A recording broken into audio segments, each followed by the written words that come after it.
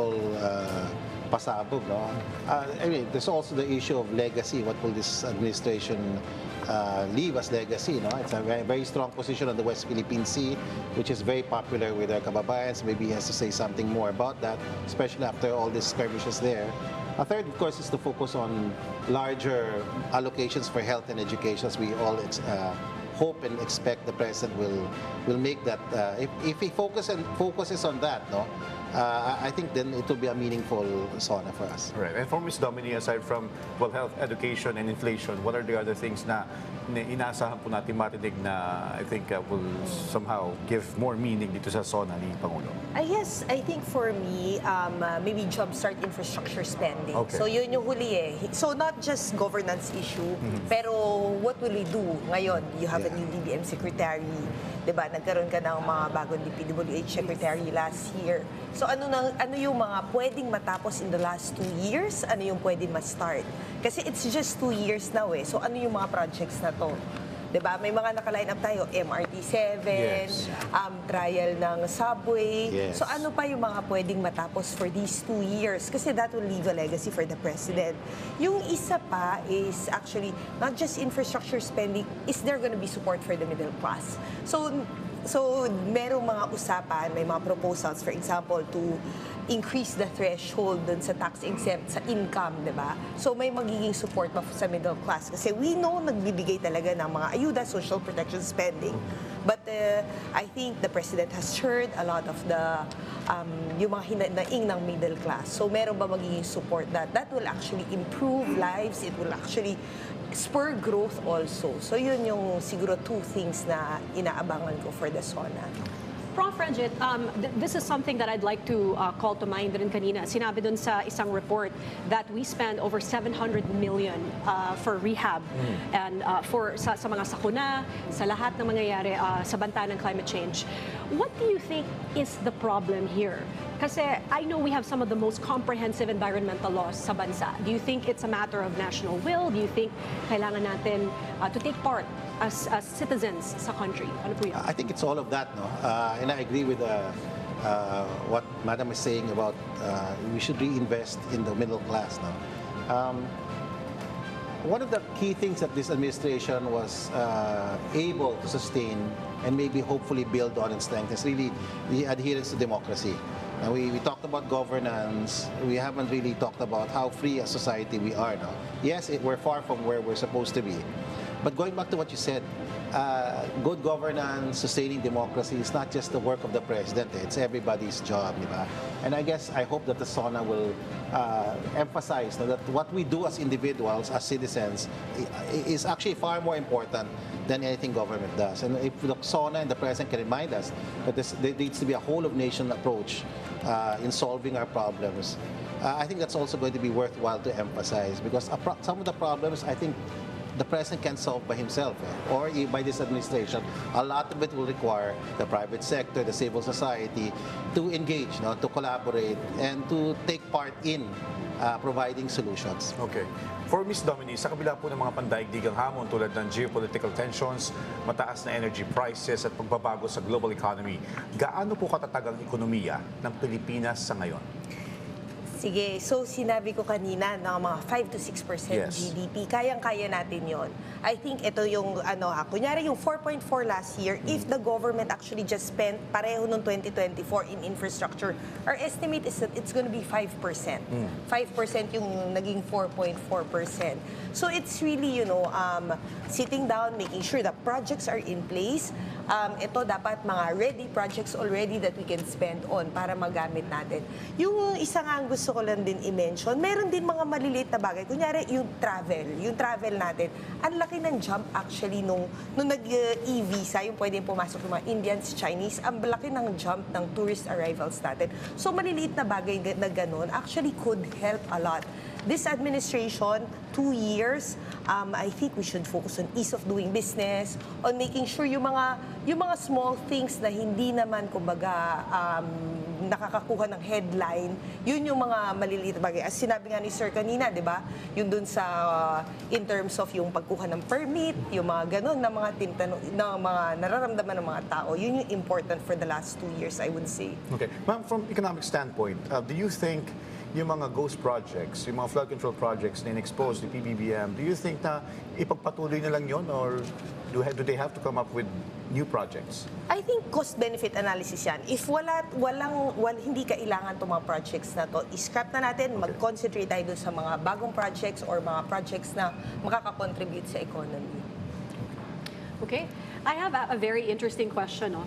Because we have always said that our OFWs is the heroes of our country. They remit an enormous amount of money, and this affects our national economy. Pero meron ring hinaing ng ating taong bayan that we also want to increase and better the quality of jobs here locally. How do we balance these kinds of sentiments and still lead towards economic growth for the country? I guess when we talk about OFWs, kunyari yung remittances natin. So yung remittances natin, they grow around 2 to 3% annually. So medyo mature na yung industry na yan eh. Yung mga nag-OFW kaysa compared to before. So before, it was growing 4 to 5% yung remittances na nakukuha natin. So ngayon, nasa 2.7 yata yung sinasabi ng BSP. Good siya as inflows, but I think also, yun nga, if there are jobs available, if there are opportunities available here, some of these OFWs will not actually move abroad, diba? Especially doon sa mga contract workers. So, itong pagbinibilang natin yung remittances, yung iba doon, yung mga nag-migrate na sa ibang bansa. Pero yung mga ibang naiiwan nila yung pamilya nila dito, baka naman hindi sila umalis if we have job opportunities here. As mentioned kanina, diba, jobs yung pinaka-important. Right now, the country is doing well in terms of unemployment, nasa below 5%, but underemployment remains high. It's around 15%. Underemployment, kasama dito yung mga nagtatrabaho, pero tingin nila kulang yung kinikita nila, so kumukuha sila ng pangalawang trabaho. Yun yung mga underemployment. So yun yung things na kailangan natin pag-isipan ngayon. Okay. So let's talk about the tensions, the war tensions. Prof, sa gitna naman ng sunod-sunod na tensyon sa West Philippine Sea, kabilang ang insidente na pananakit ng China Coast Guard, that's a hot topic right now, kamakailan. Ano po ang inaasahan ninyong magiging posisyon or direksyon ni Pangulong Ferdinand R. Marcos Jr. na dapat niyang ipakita sa kanyang SONA? Okay, so when you look at Okta research data over the last 6 months, so what are the top 4 things that come out? 6 out of 10 Filipinos are actually, almost 66%, almost 7 out of 10 Filipinos agree with more assertive position of the government as far as the West Philippine Sea is concerned. So it's clear. Now, number 2, when asked if they're aware nominally of what the issue is, 87% say they're aware of the issue. And here's the more important thing. Then close to 8 out of 10 Filipinos are basically saying they will defend and they're willing to defend not just our territory but our interests in the West Philippines. For the everyday Filipino, it's very clear. The Philippine Sea, atin to. Okay? What needs to be clear is what government's position is. So it doesn't squander this great consensus around the West Philippine Sea. And it can only do that if it harmonizes how it articulates to the everyday Filipino their position on the West Philippine Sea. So there's a need for the government to rethink EO 57, which is the institutional framework that guides all government agencies dealing with West Philippine Sea. We have to have one place, one narrative, di ba? So that and then we have to have a program that will educate our everyday Filipinos so that their own soft preference becomes a hard advocacy. Why? Because many of our kababayans are easily also affected by disinformation, which is the ecosystem we see now when it comes to the West Philippine Sea. There are elements, individuals, institutions, and groups that are focused on disinforming our kababayans. And we cannot squander that great consensus because the issue of West Philippine Sea is not just an issue of, ships ramming into each other, of the military doing what it has to do. It's also about our kababayans being advocates. being defenders of this particular issue. And that's where the government, I think, needs a lot of work pa. We don't even have a website where we can go to get correct information about the West Philippine Sea. When you talk about our government agencies, there are different narratives and positions. But this, by the way, is one of the highest rated, most strongly supported advocacies of government. When you ask the everyday Filipinos where the administration of PBBM is doing good, it's really in their West Philippine Sea position. And it has to continue. We have to build on it. But we can only build on it if we educate and empower our citizens with good information, correct information. And that's where the government has to come in. Para hindi mas-squander yung great consensus around it. Okay. Well, Prof, follow up lang po dun sa West Philippine Sea pa rin. With the recent video, yung recent aggression ng China sa West Philippine Sea, kung saan nakita nga mas malaki yung bangka ng China dun sa sinasakyan ng ating mga sundalo. Do you think yung modernization ng ating defense will somehow give the impression yung ating, o mas mapatibay pa yung ating paninindigan sa ating teritoryo? Okay, go back to the data. Again, more than the opinion, the data is important. When you look at Okta data for the last 2 years, you ask the everyday Filipino, not only is it clear that the West Philippine Sea is atin to, not only is it clear that they're willing to defend it, huwag natin pag-usapan if they're able to defend it, no? Yes. You ask them, when you look at the data, stable for the last almost 3 years. Number one, the everyday Filipino wants the government to have an assertive stance, meaning expand naval and troop presence, more than 60%. Number two, they want to expand or extend diplomacy so that there's a way to reduce tension in the air. And number three, to answer your question, consistently over the last 3 years, is to modernize our armed forces. So you ask the everyday Filipino what government should do. They're clear. The top three is there. And it's extremely stable, especially the modernization of the armed forces. And that, I think, is an area where government budgetary allocation should get into. Because we really need to modernize our armed forces. We really need to defend our national territory. We have to defend our economic rights in many areas. Okay. Maraming salamat, Professor Ranjit Rai and Ms. Dominique Velasquez for your insights. Sana nga makikita natin yung mga inaasam nating mga hiling ng mga tao. Yes. You know, for the plans for the 5th State of the Nation address ng Pangulong Ferdinand R. Marcos Jr. coming up. Samantala, nais po muna nating magpasalamat sa Philippine Reclamation Authority, Government Service Insurance System, Land Bank of the Philippines. And ang programang ito din po ay hatid ng Raya Studios, your complete event partner for photography, videography, and affordable catering services. Kasama din po natin sa programang ito ang Guevara's by Chef Laudico, located at 387P Guevara Street, corner Argonne, Addition Hill, San Juan, Metro Manila. At ang kanilang landline ay 8705-1811 at mobile number na 0917-311-2222. Inaayahan din po kayong i-like at i-follow ang kanilang FB at ang kanilang Instagram, maging ang kanilang TikTok page sa @GuevarasPH at website na guevaras.com. Okay. So, nandito na tayo. We are at the pivotal moment. Dumadating na lahat ng cabinet members. You have congressmen, you have the Senate, and of course, important designated guests from around the world because everyone is very excited to see kung ano nga ba ang nilalaman ng 5th State of the Nation address of President Ferdinand R. Marcos Jr. with only 2 years left. Yes. So people say it's only 2 years, but other people also say there's still 2 years. Yes. Well, ito yung kagaya nga nabanggit mo kanina, Sharms, no? Inaabangan din dito yung finale. Kung ano yung magiging pasabog ni Pangulo sa kanyang zona. Katulad nung nangyari last time, yung total ban ng Pogo. At gayon din yung nag-aabang sa ilang beses papalakpak ang ating mga mambabatas sa kanyang speech. At isa nga sa inaabangan nga ng ating mga kababayan kung magkakaroon ba ng earth-shaking announcement Yes, ang ating Pangulong Marcos Jr. tulad na lamang nung nakaraang kanyang pronouncement nung zona niya na mahiya naman kayo dun sa Yes. mga na-involved sa government anomaly in terms of ghost flood control projects. So abangan po natin yan at naway magkaroon na po talaga ng totoong accountability and because this will lead to a better future for our children, of course, and a better Philippines. At sana mabanggit niyo lahat ng hinaing, Totoo. yung lahat ng daing ng ating mga kababayan, lalo-lalo na yung mga nasa laylayan. Yeah, I like what you said, Trixie, no, na it's gonna lead to a better future para sa ating mga anak. Because when you are a public servant, I think minsan nakakalimutan natin, well, not me, but you know, who I'm talking about, but like, minsan nakakalimutan natin na you are there to serve the people. You are at the Yes. people's pleasure. You were voted, it's a public office is a public trust. So, kung ano mang mga proyekto na gusto mong ipatupad, it has to last for generations. Yes. We're not talking about the administration of the president, but for generations to come. All right.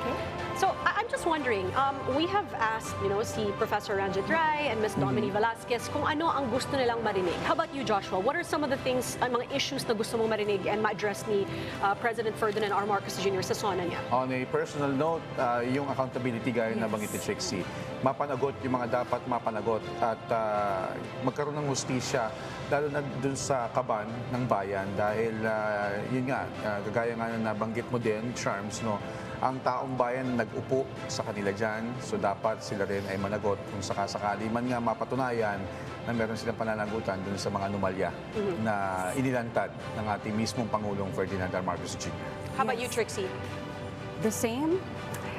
Lahat naman ng sambayan ng Pilipino, iisa lang ang gustong makita at marinig dito sa ating gobyerno na mapabuti ang kalagayan ng ating bansa, mapabuti ang kalagayan ng lalo na ng mga nasa laylayan, and of course accountability, true accountability, because without accountability, how Okay. can we enforce a good government and a better life for the Filipino, because the Filipinos deserve better, we All deserve right. more. And on that note, President Ferdinand R. Marcos Jr. is about to start his SONA.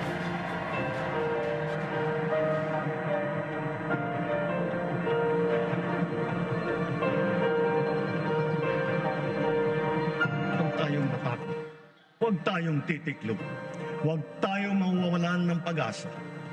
Dahil ang Pilipino ay likas na matapang, magaling, masipag, matibay, at mabuti.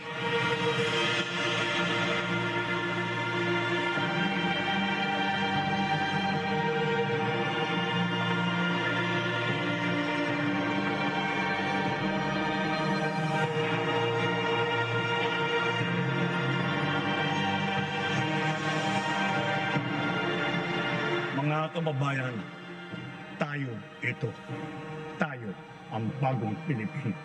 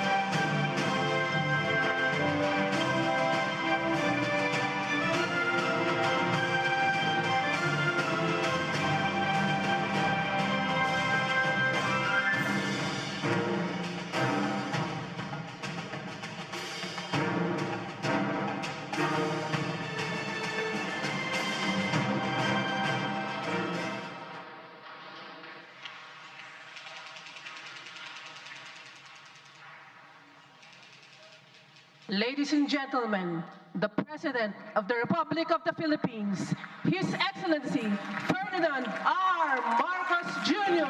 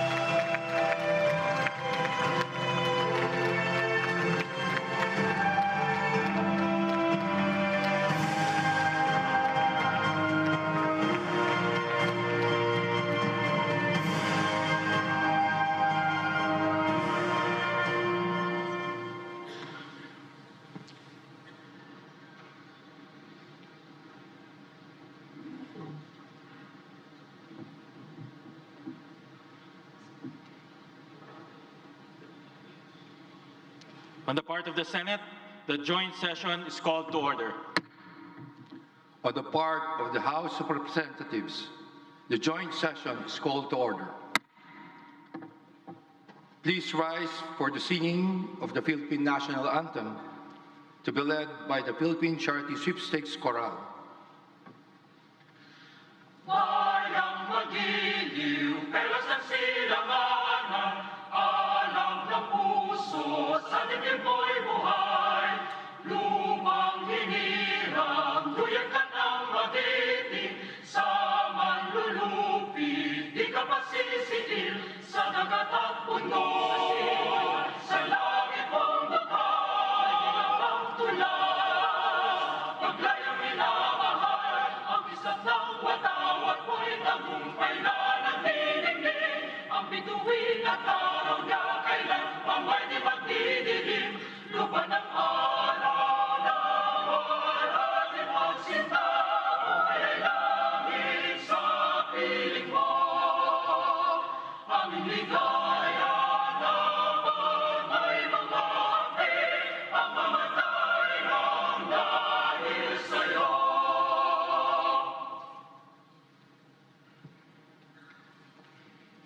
Please remain standing for the awiting panalangin to be performed by Ruben Don Diego Laurente.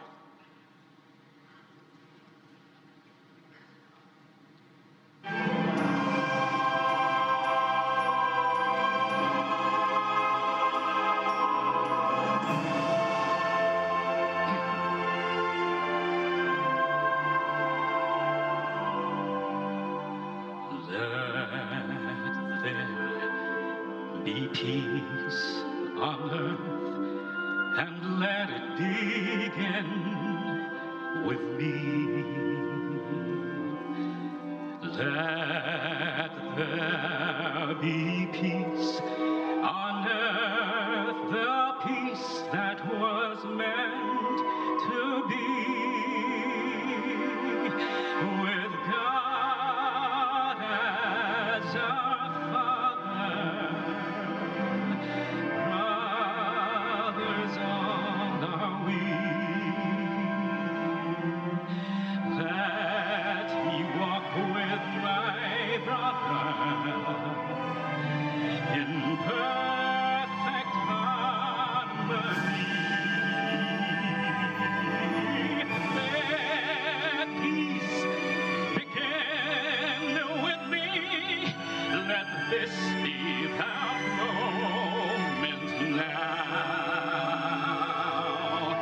With every step I take, let this be my solemn vow to take each moment and live each moment in peace eternally.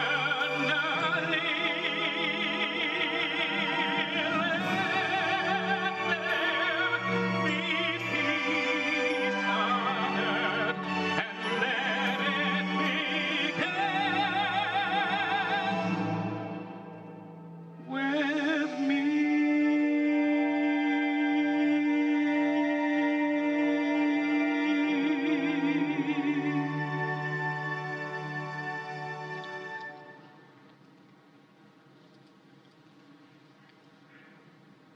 Ladies and gentlemen, honorable members of the 20th Congress of the Philippines, ang Pangulo ng Republika ng Pilipinas, Kagalang-galang Ferdinand R. Marcos Jr.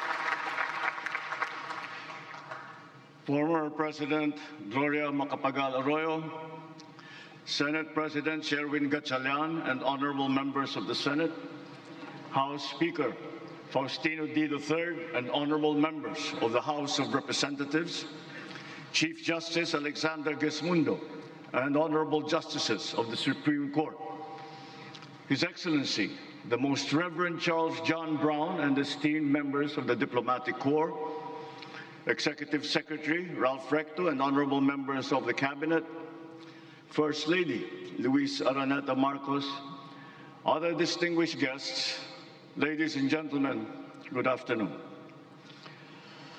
Mga kababayan ko, naririto ako muli upang tuparin ang ating katungkulan at magbigay ng ulat sa inyo tungkol sa estado ng ating bansa at sa mga ginagawa ng inyong pamahalaan. Isang taon na ang nakalipas mula noong huli akong tumayo rito upang ilantad ang katiwalian na nadiskubre namin sa mga flood control project. Gaya ng aking ipinangako sa inyo, nagsagawa tayo ng malawakan at malalimang investigasyon na walang pagkikiling kahit kanino man. Masusi nating sinuri at sinundan kung saan tayo itinuro ng ebidensya. Lahat ng kailangang gawin ay ginawa natin upang matuntun ang punot dulo. Mayroon ng mga unang nakasuhan at nakulong, mga kontratista, matataas na opisyal, pati na mga mambabatas. At dumating na tayo sa punto na ayon sa Ombudsman ay malapit na ang paghain ng patong-patong na kaso laban sa dating speaker. Masakit man sa akin ito, ngunit kailangan nating gawin ang tama. Hindi ako pangulo ng aking pamilya. Hindi ako pangulo ng aking kaibigan.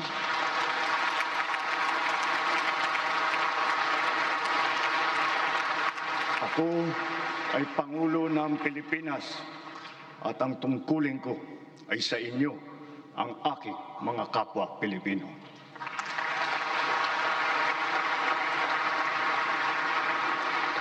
Kaakibat ng mga naisampang mga kaso, tiniyak ng inyong pamahalaan na mababawi mula sa mga nagsabwatan ang nakuha nilang pera ng taong bayan. Gayon din, pinigilan natin ang paglabas ng pera ng bayan na ipambayad pa dapat sa mga depektibo, peke o guni-guning mga proyekto at mapupunta lamang sa mga bulsa ng mga tiwalaing kontraktor at opisyal. Halos 25 bilyong piso ang halaga ng nabawi, frozen at napreserbang mga pera at ari-arian ng mga akusado. Ang mahigit 800 milyong piso dito ay agad nating nabalik sa Treasury. Lahat ng mababawi mula sa mga sangkot na tiwali ay agad ibabalik sa kaban ng bayan. Ipinapaubaya na natin ang pag-uusig sa Ombudsman at sa ating mga pinalakas na National Prosecution Service. Nananalig din tayo sa makatarungang hatol ng hukuman. Makakaasa kayo na ang gulong ng hustisya ay tumatakbo.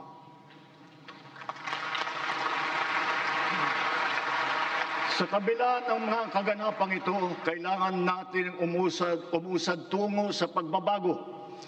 Nakatulong ang lahat ng mga ulat at hinaing ninyo sa isumbong na Pangulo, ang inyong pagbabantay at pakikialam sa pamahalaan ay ang susi sa paglaban sa katiwalian.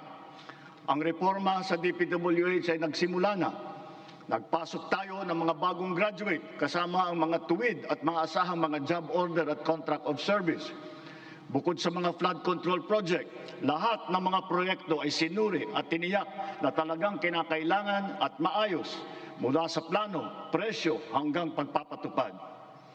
Para walang overpricing, sinigurado natin na ang mga materyales ay ayon sa presyo sa merkado. Bantay sarado ang bawat proyekto at ang nakalaang pondo sa Transparency Portal, Integrity Chain at katuwang na ang mga civil society organization. Mula nung tumama sa ating bansa ang epekto ng giyera sa gitnang silangan, nagdeklara tayo agad ng State of National Energy Emergency. Iisa ang ating misyon, uplift ang iahon ng ating nahihirapang mga mamamayan. Ang lahat ng mga ahensya ay inatasang magtipid at pagtuunan mabuti ang mga programa na mas mahalaga sa pagtugon sa mga epekto ng krisis. Ibinuhos natin ang pondo kung saan karapat-dapat at mas kinakailangan sa mga pangunahing serbisyong ramdam at tiyak na makakatulong sa ating mamamayan. Ang pera ng taong bayan na muntik mapunta sa bulsa ng mga tiwaling opisyal ay naisalba natin. At sa halip na magamit natin ay nagamit natin sa mabuti at para sa tunay na kapakanan ng mamamayan. Ibinaba natin ang karagdagang halos 58 bilyong pisong pondo sa mga lokal na pamahalaan para mas mabilis at mas malawak ang paglingap sa taong bayan. Mataas ang tiwala at kumpiyansa natin sa mga lokal na pamahalaan. Ito ay paghahanda na rin para sa mas marami at mas malawak na serbisyo para sa kanilang mga nasasakupan. Nagsimula tayo doon sa mga direktang naapektuhan ng kaguluhan. Ang pagsaklolo sa ating mga kababayang OFW na naipit sa digmaan. Mahalagang misyon ito ng pamahalaan. Gayong lagpas 2.2 milyong Pilipino ay naghahanap buhay sa Middle East. Simula nung naputok ang gera, mahigit 12,000 kababayan natin ang ating naiuwi sa bansa na ligtas. Mahigit 140,000 OFW naman ang ating nabigyan ng sari-saring tulong sa gitna ng kaguluhan sa Middle East. Tulad ng pagkain, tulong pinansyal, pagpapagamot at masisilungan. Pag-uwi sa Pilipinas, sila ay ating tinulungan upang makapagsimula muli sa pagpahanap buhay sa pamamagitan ng Action Fund at OWA Kabuhayan Program. Ang iba naman ay nilapit natin sa peso o kaya'y sinama natin sa bayanihan para sa balikbayang manggagawa job fair. Samantalang ang iba ay tinulungan natin makapaghanap buhay muli sa ibang bansa. Bukod sa kanila, ang mga magbabalik natin mga gurong OFW ay papasok na sa mga public school natin kung saan sila ay higit na kinakailangan. Dahil dito sa Pilipinas, sila ang ma'am at saka ang sir. Patuloy ang ating ugnayan sa iba't ibang bansa at ang suporta natin sa mga OFW para sa kanilang kaligtasan. Lalo na at may mga kababayan tayong nasawi o hanggang ngayon ay nawawala sa Middle East. Pangalawa, bunga ng ating magandang ugnayan sa iba't ibang bansa. Natiyak nating sapat ang supply ng langis para sa ating pangangailangan. Sa kabila ng pagsara ng Strait of Hormuz ay nagawa natin makabili at makapag-angkat mula sa ibang pagkukunang bansa tulad ng Japan, South Korea, Oman, India, maging sa Russia, pati na sa China. Dahil sa mga ito, natiyak natin na sapat ang supply ng bansa na tatagal hanggang halos 2 buwan. Nakipag-usap din tayo sa Iran para sa kaligtasan ng ating libo-libong mga kababayang tripulante na nasa Strait of Hormuz. Sa kooperasyon ng ating mga kumpanya ng langis, hindi naging biglaan ang pagtaas ng presyo ng petrolyo, kundi paunti-unti sa loob ng 1 linggo. Ito ay para naman maging magaan sa ating nahihirapang mga consumer. Nagtakda rin tayo ng sunod-sunod at malalaking mga price rollback na kailangan tuparin ng mga kumpanya ng langis. Sa tulong ng batas na naipasa ng Kongreso, agad din natin nasuspindi ng 3 buwan ang pagpataw ng excise tax sa LPG at saka sa kerosene. Bukod dito, agad din natin nilimitahan ang pagtaas ng presyo na inaangkat nating bigas. Inaresto at kinasuhan din natin ang mga nahuling nagsasamantala sa kabila ng pagdurusa ng taong bayan habang may state of energy emergency.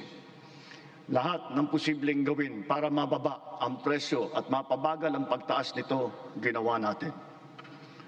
Marami ang naapektuhan o kaya nawalan ng trabaho sa panahon ito.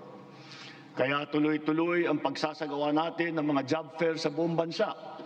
Nitong Mayo 1, araw ng paggawa at kasagsagan ng mataas na presyo ng krudo, nagsagawa tayo ng halos 100 job fair, kung saan halos 300,000 trabaho ay pinagbigay alam natin sa publiko. Sa isang araw ng job fair na ito, lagpas 6,000 Pilipino ang hired on the spot. Dito rin natin ipinamahagi ang mga sweldo para sa mahigit 100,000 benepisyaryo at nagtatrabaho sa ilalim ng dilip at tupad ng DOLE. Kumilos agad tayo upang pigilan ang mabilis na pagtaas ng presyo ng bilihin. Hinikayat ang mga bangko at e-wallet na magbawas ng kanilang karaniwang singil sa bawat transaksyon na online. Kaya ngayon, maraming bangko at e-wallet na nagbaba o nagtanggal ng kanilang sinisingil sa online transaction fee. Upang makaluwag din sa mamamayan, nagbigay ang mga bangko ng hanggang 6 na buwang palugit sa pagbabayad ng utang at hanggang 1 taon naman kung ang utang ay ginamit para sa agrikultura. Ganito rin ang ginawa ng GSIS at SSS para sa mga utang ng mga miyembro nito, pati na ang NHMFC para sa mga umutang ng murang pabahay at ng Pag-ibig Fund para sa mga naapektuhan na OFW. Kahit papano ay nakaluwag ito sa mga consumer, lalo na sa mga naghuhulog para sa kanilang bahay at sa mga nagpupundar para sa kanilang negosyo. Sa panahon na lumiit ang kita dahil sa mataas ng mga presyo, mahigit 26,000 toneladang bigas ang binigay sa mahigit 2.5 milyong pamilya. At ito'y itutuloy pa natin hanggang umabot sa 8 milyong pamilya na makikinabang.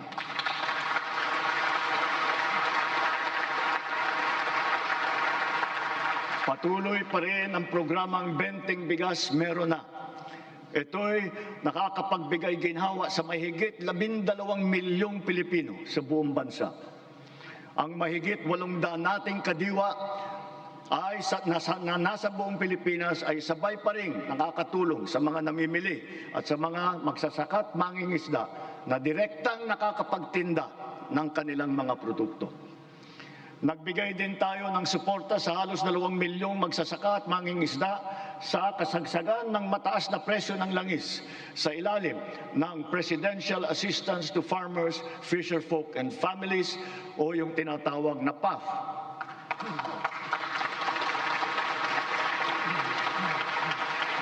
Dahil sa mas malakas, malawak at mura nating internet, naging mainam na alternatibo ang online classes at saka ang ating work from home.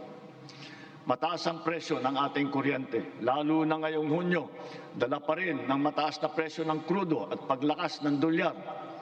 Gayunpaman, tiniyak natin na nabigyan ang mamamayan ng kaunting proteksyon sa kanilang electric bill.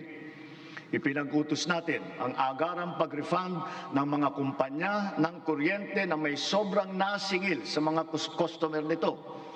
Ipinag-utos din natin na payagan ang ilang piling consumer na makapagbayad ng kanilang bill ng hulugan sa buwan ng Mayo, Hunyo at Hulyo.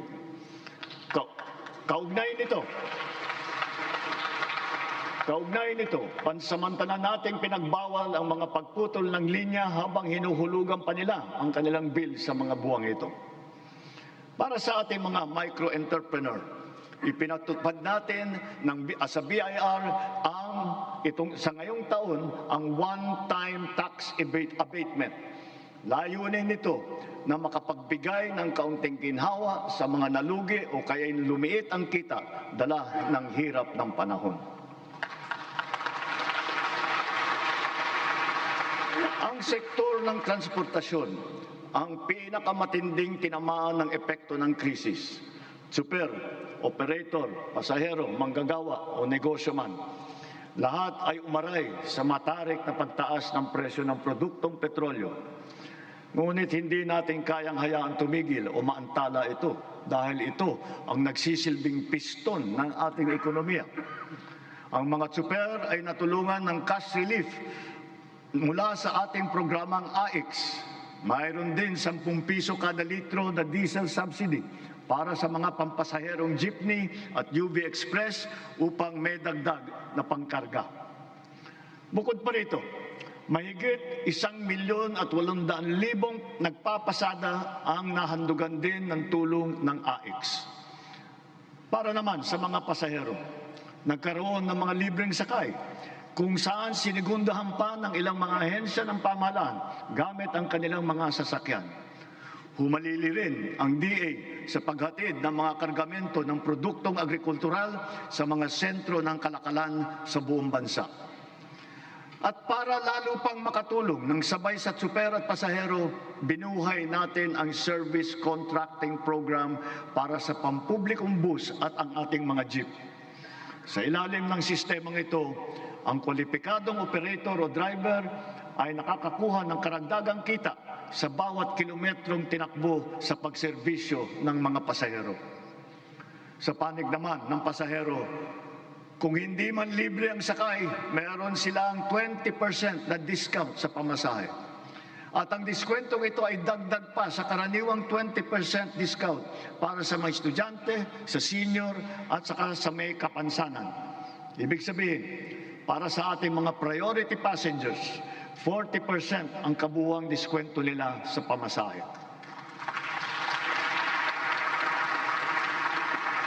Nariyan din ang tupad, tuloy pasada, kung saan nagkaroon ng dagdag na kita ang mga tsuper na pampasada.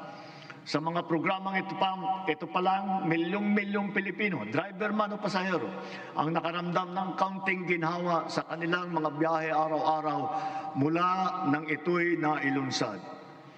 Dito sa Metro Manila, ang lahat ng mga sumasakay ng LRT2 at MRT3 ay patuloy na nagiginhawaan ng 50% diskwento sa pamasahe. Bukod pa ito sa mga espesyal na diskwento na ating ibinibigay tuwing linggo at mahahalagang kapistahan.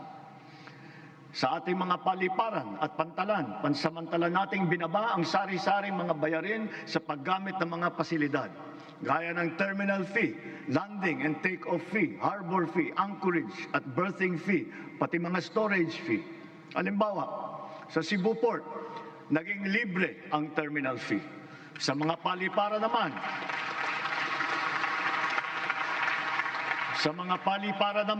ang service charge sa mga pasahero ay binawasan din natin. Gayon din sa PITX, ang terminal na nag-uugnay ng Metro Manila sa Katimugan. Sinuspindi natin ng 3 buwan ang pagsingil ng terminal fees sa mga pampasaherong sasakyan. Sa mga expressways naman, sila ay may diskwento sa toll fee na umabot hanggang halos 200 piso.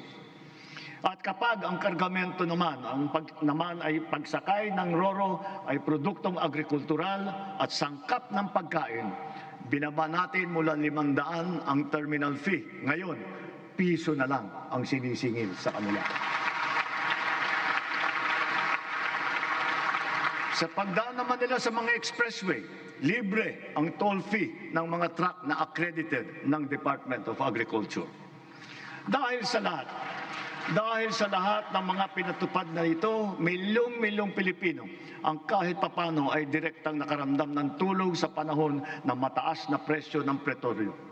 Sila ang ating mga tsuper ng pampublikong sasakyan, mga estudyante, manggagawa, pati na rin ang mga magsasaka at marami pang pasahero sa buong Pilipinas. Mga kababayan, sa ating pagbalik tanaw, kaya ko kayong harapin at sabihin na ginawa natin ang lahat ng nararapat upang malunasan ang mga epekto ng krisis. Agarang kumilos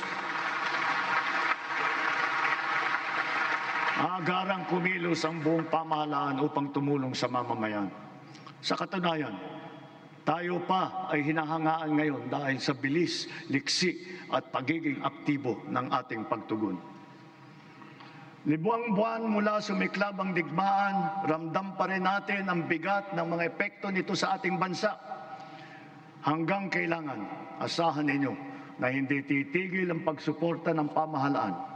Naglaan tayo ng mahigit 60 bilyong piso para dito hanggang sa katapusan ng taon.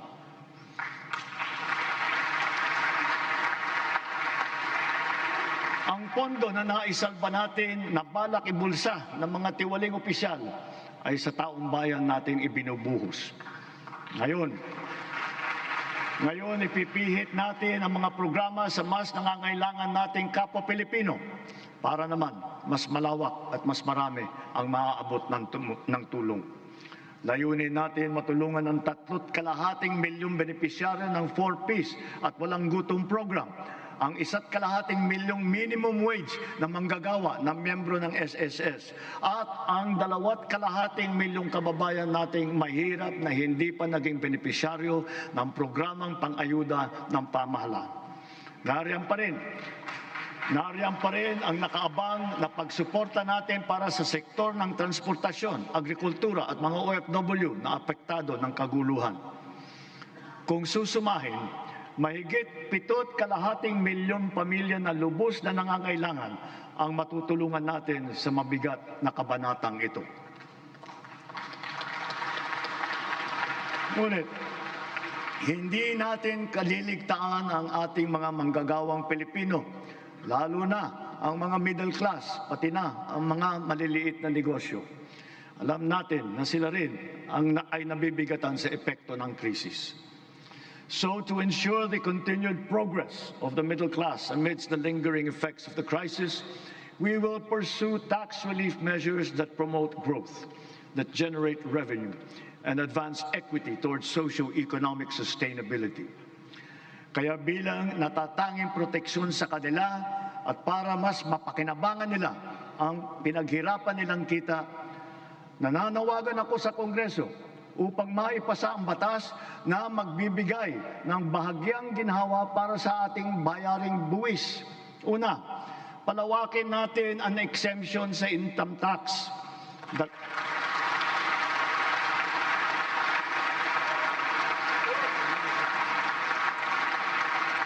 Dagdagan natin ang mga manggagawang malilibre sa buwis sa kanilang kita. Isasama na natin ang mga kumikita ng hindi lalagpas sa 350,000 pesos kada taon.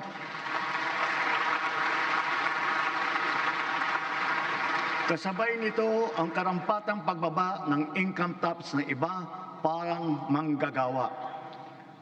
Pangalawa, ang mga maliliit na negosyo ay hindi napapatawan ng minimum corporate income tax.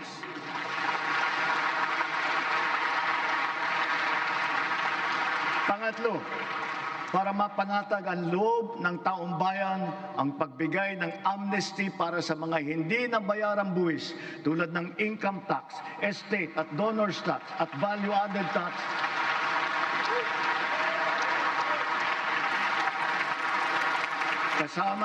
Kasama na rin dyan ang mga multa na kaakibat ng mga ito. Malinaw ang mga leksyon sa atin ng mga nagdaang buwan. Una, ang kahalagahan ng seguridad at katatagan ng bansa pagdating sa enerhiya at sa pagkain, ng ating ugnayan sa ibang bansa at ng bawat mamamayan kahit saan man sila naroroon.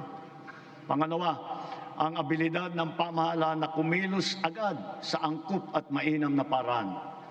At ang ikatlo, ang pagpursigi at pagnatyag ng Pilipino sa kabila ng mga hamong dumadaan. Dala ang mga sariwang leksyon nito, mas maayos at mabilis ang pagresponde natin sa ating mga naging biktima ng sakuna. Tulad sa nangyaring paglindol sa Visayas at Mindanao kamakailan, mahigit 600,000 pamilya ang ating nasakluluhan. Lampas 3 bilyong piso ang ating binuhos para sa agarang tulong sa mga pamilyang lubos na naapektuhan. Ito ay sa pamamagitan ng pagkain, pagpapagamot, tulong pinansyal at pabahay. Unti-unti na rin nating naaayos ang supply ng tubig at kuryente, linya ng komunikasyon at mga daan sa mga apektadong lugar. Hindi lamang minsang paghatid ng tulong ang ating ginagawa. Ang misyon natin ay sila'y muling makabangon at maitaguyod. We have moved on from the reactive approach. Now we are not only proactive, but predictive as well, aided by digital tools. The strategies of public-private supply chains, hubs and spokes, warehousing, automated production, and wide-scale pre-positioning of food and non-food supplies in LGUs have proven their efficacy. We have now established a network consisting of primary disaster resource centers in Luzon, in Visayas, and soon in Mindanao, 15 hubs, 76 spokes, and 919 last-mile facilities across the country, which makes up our nationwide disaster response infrastructure.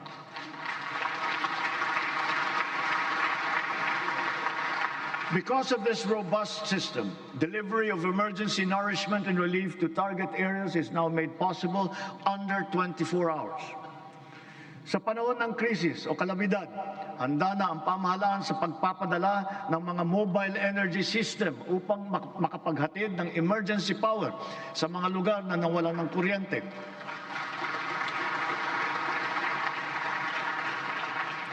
Complementing these are our government emergency communication system and the private sector-led and our first ever satellite-to-mobile service, both of which guarantee uninterrupted telecommunications nationwide in the event of crises and of disasters. At dahil meron na tayong konsepto ng state of imminent disaster, hindi na natin hinihintay na mangyari ang sakuna. Aagapan natin ang paghahanda at pagresponde. And so, taking all these lessons to heart, our overarching mission and all our conscious efforts henceforth must not be to simply uplift, but to ensure security and self-sufficiency of our nation and of our fellow Filipinos. Sa nasaksihan nating pagtaas ng presyo ng petrolyo, maraming kababayan natin ang umasa sa pampublikong sasakyan. Kaya't pinagtutuunan natin na mabuti ang ating mga tren, mga busway, transport hub at integrated terminal at ang pagpapaganda at pagpapalawak ng mga paliparan at pantalan sa buong bansa. Ito ay upang mas malawak at malayo ang naaabot, tumaas ang kapasidad at maging moderno at mas maginhawa ang serbisyo. Halimbawa, sa susunod na taon, ang mga tren ng North-South Commuter Railway ay tatakbo na sa pagitan ng Valenzuela at Malolos. Sisikapin ng DOTR na sa pagtapos ng administrasyong ito, tapos na rin ang railway hanggang sa Clark.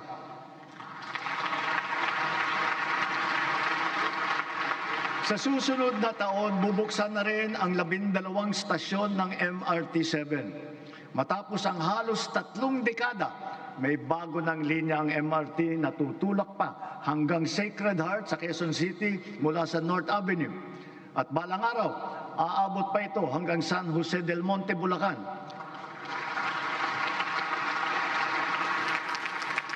Sadyang napakalaking ginhawa nito sa halos 1 milyon na pasahero bawat araw.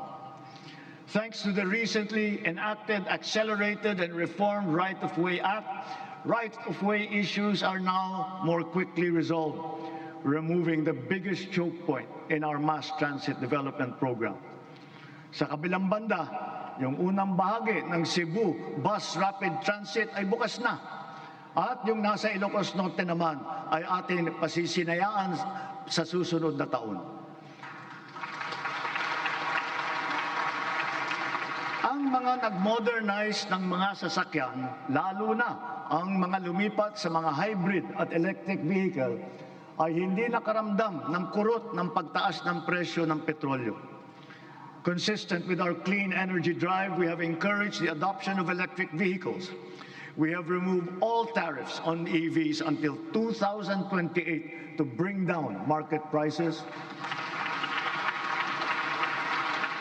And government has also been mandated to prioritize electric vehicles and their refleeting plans.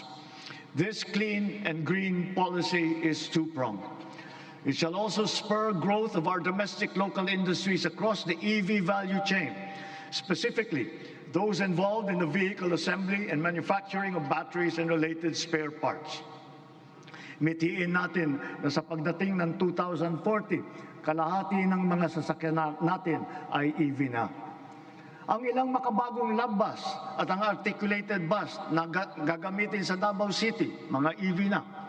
Ang MB Dalaray naman na pinasayaan natin kamakailan lamang ay isa ring EV na nabuo sa pagtutulungan ng UP at saka ng DOST. Sa darating na panahon, ang ganitong electric ferry boat ang gagamitin sa Pasig River Ferry Service mula Pinagbuhatan sa Pasig hanggang Escolta sa Maynila. Kaya hinihiling ko ang suporta ng buong industriya upang mapaandar na natin sa lalong madaling panahon ang ating minimiting modernisasyon ng mga pampublikong sasakyan. Titiyakin natin na magiging makatao, magaan at makatarungan ang pagpapatupad nito. Tulad ng aking nabanggit, dapat mataas ang kalidad, matibay at maghahatid ng pangmatagalang ginhawa sa taong bayan ang lahat ng pampublikong infrastruktura. Ngayong taon, matatapos na ang bahagi ng South Luzon Expressway TR4 mula sa Santo Tomas City, Batangas, papuntang Tiaong sa Quezon.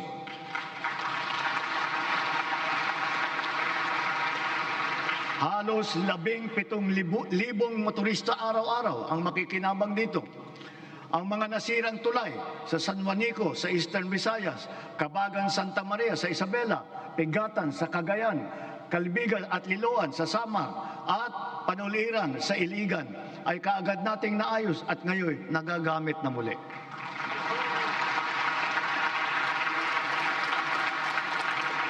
Bukod sa 137 evacuation center na naitayo sa buong bansa, magsisimula na ngayon taon ang pagpapatayo ng Ligtas Pinoy Centers. Una doon sa mga lugar na madalas tamaan ng hagupit na panahon, tulad ng Bicol, Eastern Samar, Bukidnon, Davao de Oro. Ang mga gusali na ito ay dinisenyo upang kayanin ang mga malubhang kalamidad tulad ng super typhoon na 340 kilometers per hour, ang lakas ng hangin at ang magnitude na 8.4 na lindol. Ganon din dapat ang taas ng kalidad at tibay ng lahat ng pribadong infrastruktura. Ang lahat ng gusali sa ating bansa ay dapat handa at kayang manatiling matatag at nakatindig laban sa anumang banta ng sakuna at kalamidad. Kaya akmal lamang ng bigyang halaga at pagtuunan ang pag-amyenda ng National Building Code upang maging alinsunod ito sa mga modernong pamantayan. Katambal ng paglaban sa katiwalian, kaugnay ng mga ghost at substandard na flood control project, naglunsad din tayo ng Oplan kontrabaha sa buong bansa. Dito sa Metro Manila, masigasig ang ginagawang paglilinis ng mga estero at imburnal sa pangunguna ng MMDA. Nakakatulong ang mga Cash for Work program sa malawakang paglilinis na mahigit 200 estero at waterway mula sa Luzon hanggang Mindanao, sa Ilocos Sur, sa Cagayan, sa Camarines Sur, Negros Occidental, Cebu, Capiz, Iloilo, Lanao del Norte, Maguindanao del Sur, Misamis Oriental at Bukidnon. Sa kabila ng mga ginagawa natin ito, kailangan pa rin nating iwasto ang ating pamamaraan sa pagtapon ng basura. One systemic intervention is to update our 25-year-old Ecological Solid Waste Management Act, aligning it with modern waste management practices such as waste-to-energy and waste treatment technology.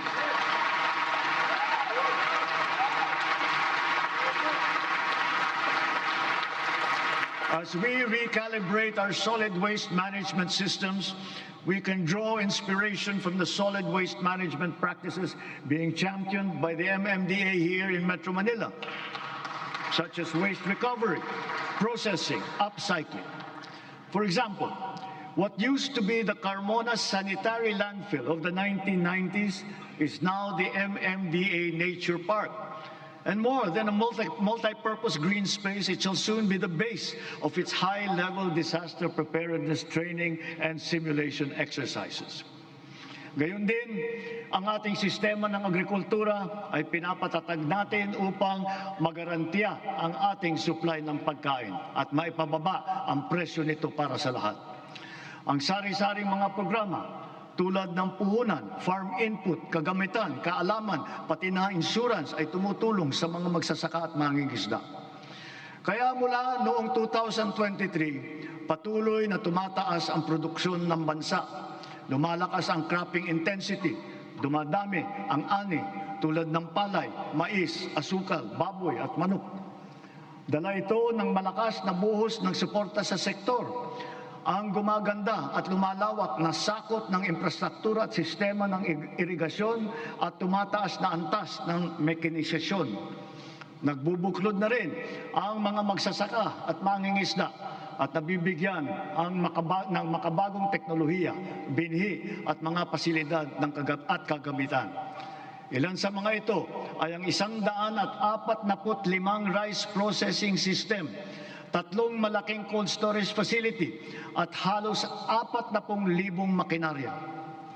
Ang mga taniman naman ng niyog ay dumadami at lumalawak din, dala ng ating programa na malawakang pagtatanim sa buong bansa. Nakapagtanim na tayo ng 18 milyong puno at layunin po natin na sa pagkatapos ng administrasyong ito, makakapagtanim tayo ng 100 milyong puno ng niyog sa Pilipinas.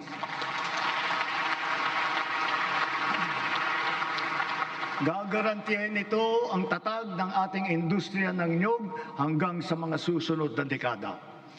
Ang NFA din ay ngayon may mas malakas na ang kakayahan sa pagbili ng mga ani ng magsasaka sa mas magandang presyo at sa pag-imbak ng buffer stock.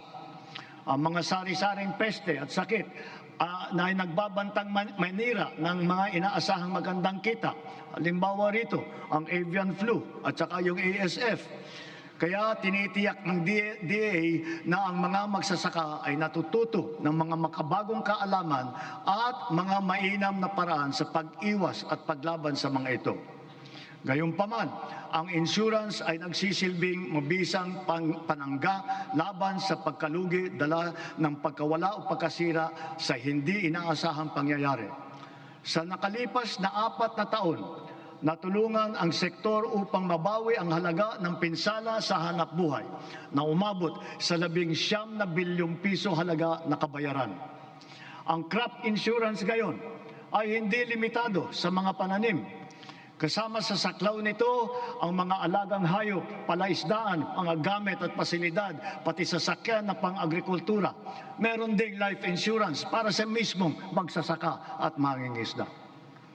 Papalawigin pa ng Philippine Crop Insurance Corporation at DA ang kaalaman ng mga magsasaka at mangingisda tungkol sa crop insurance.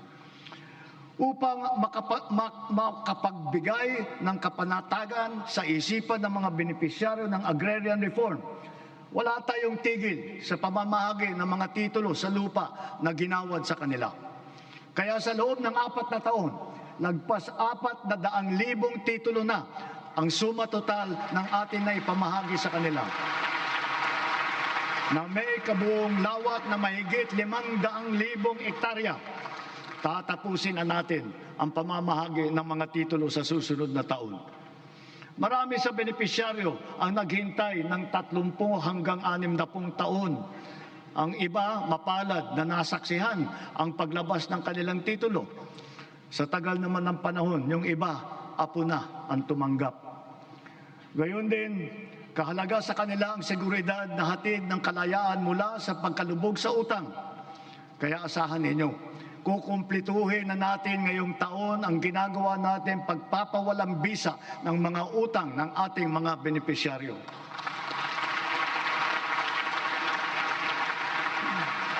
Sa kabila ng mga ito, patuloy pa rin ang suporta ng DAR sa reformang agraryo tulad ng irigasyon, mga daan, makinarya at mga pautang para sa mga benepisyaryo nito. Kaya sinasabi ko, Secretary Conrad, huwag mong munang isipin na pwede ka na mag-retire. Marami ka pang trabaho na gagawin sa DAR. Ang mga nagdaang buwan ay nagpaalala sa atin na kailangan natin paramihin ang pinagkukunan natin ng kuryente.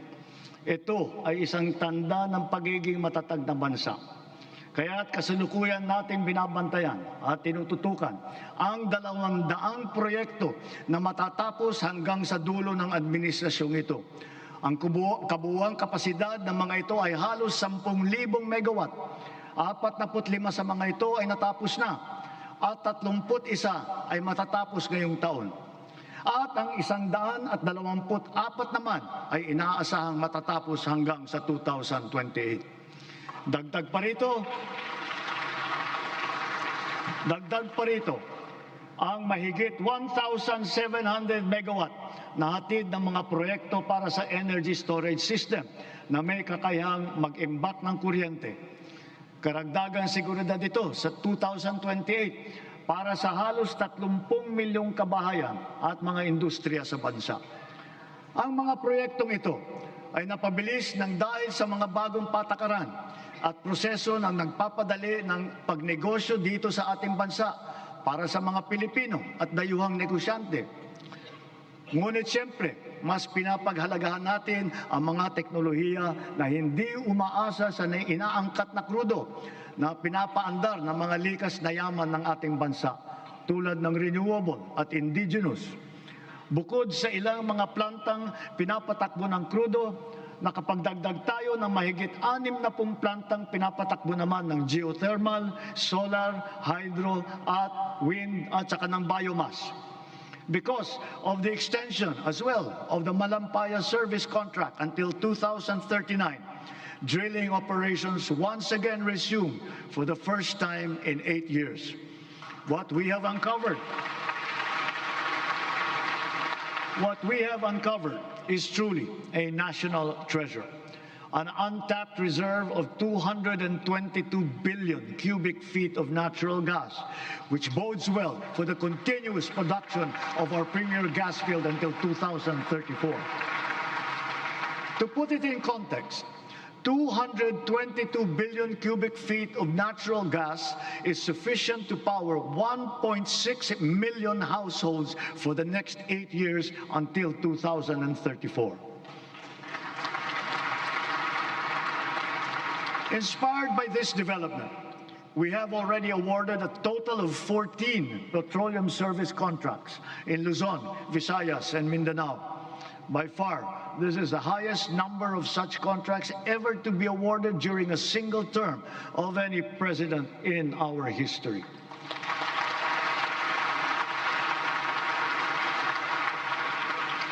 Four of the contracts that we have so far awarded are for the production of hydrogen. Hydrogen gas will serve as a backup fuel for our power plants, especially useful for our off-grid areas. It is also touted as the world's clean fuel of the future. Two of the newly awarded petroleum service contracts are co-managed with the BARM government. This is the first time in our political history. BARM is now firmly set to pursue its strategic vision of energy security and total electrification for and in the Bangsamoro region.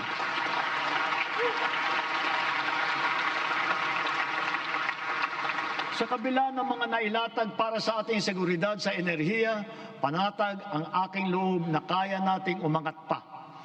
We have begun to embark on the establishment of hydrogen power plants. Multiple projects are now in their pre-developmental stage in Marinduque, in Masbate, Zamboanga, Sibugay, Basilan, and other potential areas. Pushing the envelope further, perhaps it is time for us to revisit nuclear energy production.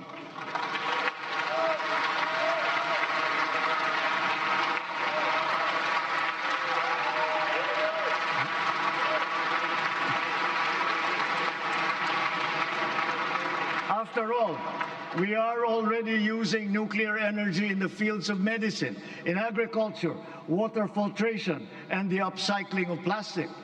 We are confident in its capacity to reinforce our energy security and to bring down the cost of electricity in our country. Titiyakin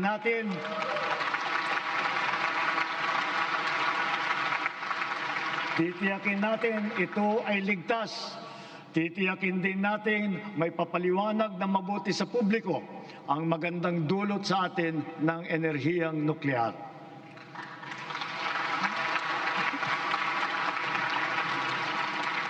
Mga kababayan, sa lahat ng mga ginagawa natin sa sektor ng enerhiya, Maninaw din sa pamahalaan ang hinaing ng taong bayan na pababain ang presyo ng kuryente sa bansa.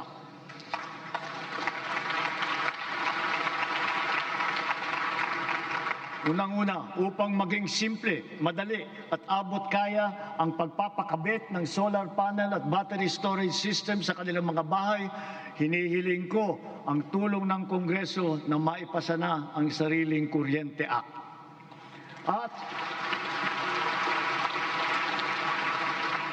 kung pagbawas ng presyo ang usapan, sa aking palagay, panahon na para tanggalin na natin ang systems loss na pinapasa sa consumer.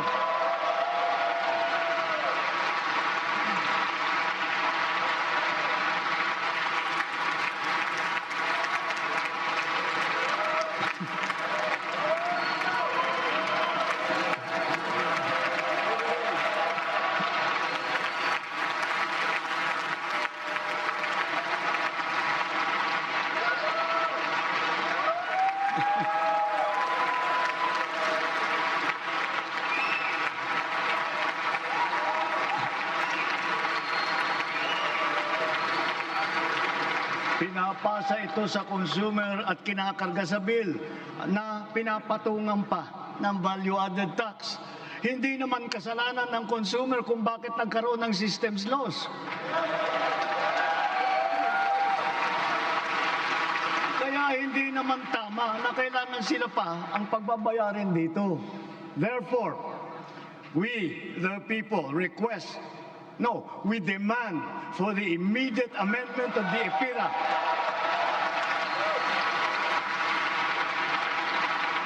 and to prohibit charging systems loss against consumers, including the value-added tax thereon.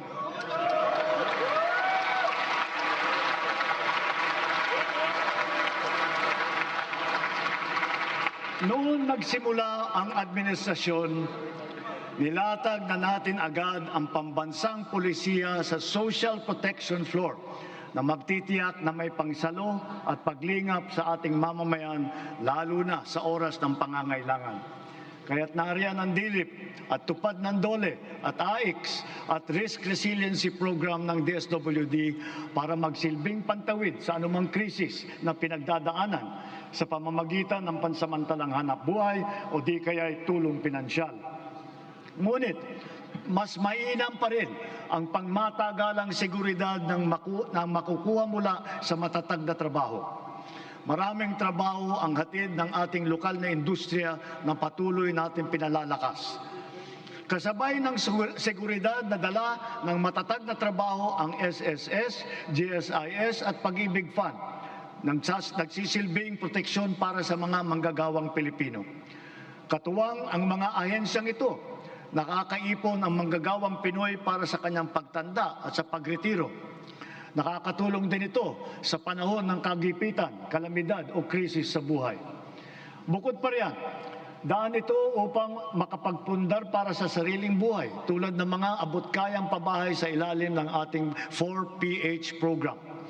Nariyan ang DSUD at mga ahensyang kasapi sa sistema ng pabahay upang matupad ang pinapangarap ng natahanan ng Pilipino. Katuwang ang pribadong sektor at lokal na pamahalaan. Puspusan natin pinupuno ang kakulangan sa pabahay sa buong bansa. Ito ay ginagawa natin sa pamamagitan ng mga bagong komunidad, mga acquired asset ng Pag-ibig Fund, Community Mortgage Program, Resettlement, at pati na mga paupahan. Sa ating programang pabahay, higit 500,000 bahay ang ating naitayo na at napundohan. Kasama ang higit 100,000 bahay na naidagdag natin sa loob lamang ng isang taon sa ilalim ng pinalawig natin na 4PH program. Susi sa lahat ng ito ang magandang sistema ng pautang upang gawing mas abot kaya ang mga pabahay para sa mga Pilipino. Isa na rito ang Pag-ibig Fund. Ang kanyang 17 milyong miyembro ngayon ay patuloy pang dumadami. Kung kaya, ang pinupundar ng mga miyembro ay patuloy ding lumalago. Ngayon, itinaas natin sa 10 milyong piso ang limit sa pautang para sa pabahay. Halimbawa, dahil dito, ang mag-asawa na may mas kakayahang bumili ng pinapangarap nilang bahay para sa kanilang pamilya. Ngayon, halos 7 milyong OFW na ang nagkaroon ng insurance. Dahil dito, panatag tayo na ang mga OFW natin ay naaalagaan at natutulungan ng mabuti. Patuloy din na dumadami ang mga kasunduan natin sa ibang bansa para sa karagdagan oportunidad para sa hanap buhay. Napataas din natin ang minimum wage ng OFW natin na namamasukan bilang kasambahay. Para naman sa ating mga pensyonadong uniform personnel na nagsakripisyo para sa seguridad ng ating republika, itinaas natin simula ngayong taon ang nakukuha nilang pensyon at subsistence allowance.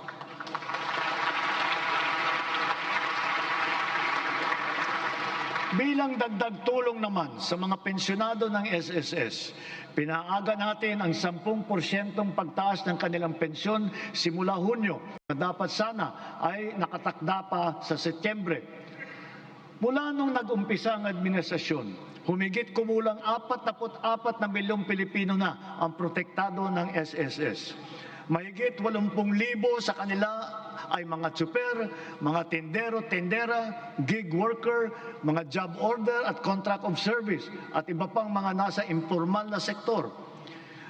Ang mga contract of service at job order ng pamahalaan, ipinagpatuloy natin ang kanilang mga serbisyo. Naglaan pa tayo ng karagdagang sahod para sa kanilang paghulog sa SSS, Pag-ibig at PhilHealth bukod sa iba pang mga benepisyo. Misyon natin na mas marami pang Pilipino ang makakasapi sa SSS, lalo na ang informal na sektor at mga self-employed na tulad nila. Kaya nananawagan ako sa buong sambayanan. Huwag natin ipagwalang bahala ang seguridad na handog ng SSS, pati na ang Pag-ibig Fund. Tiyakin po natin na ang wasto at buwanang paghulog para sa mga ikabubuti ng ating mga kinabukasan. Maganda ring balita na dumadami sa ating mga kababayan ang kumukuha ng insurance at pre-need mula sa pribadong sektor. Mainam din itong pagpundar para sa kinabukasan. Ito ay para sa lahat ng Pilipino. Ginawa rin itong mas abot kaya dahil sa mga micro-insurance plan. Ngayon na nasa merkado, ito yung mga rehistrado at lehitimo. At mas maganda rin balita sa ating kabataan. Sa kanilang murang edad ay nagbubukas na ng mga account sa bangko o kaya sa digital payment app. Hikayatin at turuan natin silang mag-impok at magpundar para sa kanilang kinabukasan. Gayunpaman, edukasyon pa rin ang siyang pangunahin nagtataguyod ng kakayahan. Kung kaya ito ang nangunguna sa listahan ng administrasyong ito.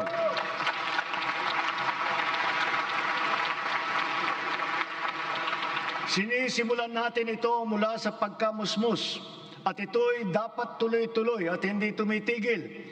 Kaya dapat nakakintal sa puso't isipan ng mga Pilipino ang lifelong learning at continuous self-improvement.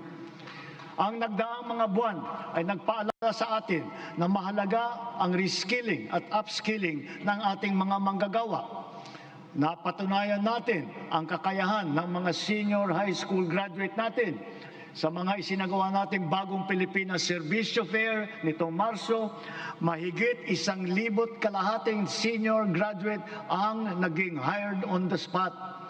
Maaari na rin sila ngayon mag-apply para sa mga bakanteng unang baitang na posisyon sa pamahalaan. Ngunit patuloy pa rin natin pinalalakas ang curriculum ng senior high upang lalong maihanda ang estudyante para sa tunay na mundo. Pinaigting ang work immersion para maranasan nila ng personal ang paghahanap buhay sa kanilang gustong larangan. Panatag ang ating loob sa edukasyon pagkatapos ng senior high dahil sa patuloy na pagtaas ng kalidad ng kolehiyo sa ating bansa. Noong 2022, ang mga kolehiyo natin na pumasok sa World University Rankings for Innovation ay 12 lamang. Patuloy po nating ipinataas ito bawat taon.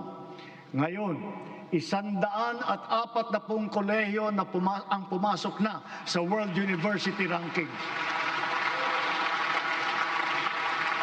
At lagpas kalahati sa kanila ay state at local universities and colleges kung saan libre ang matrikula.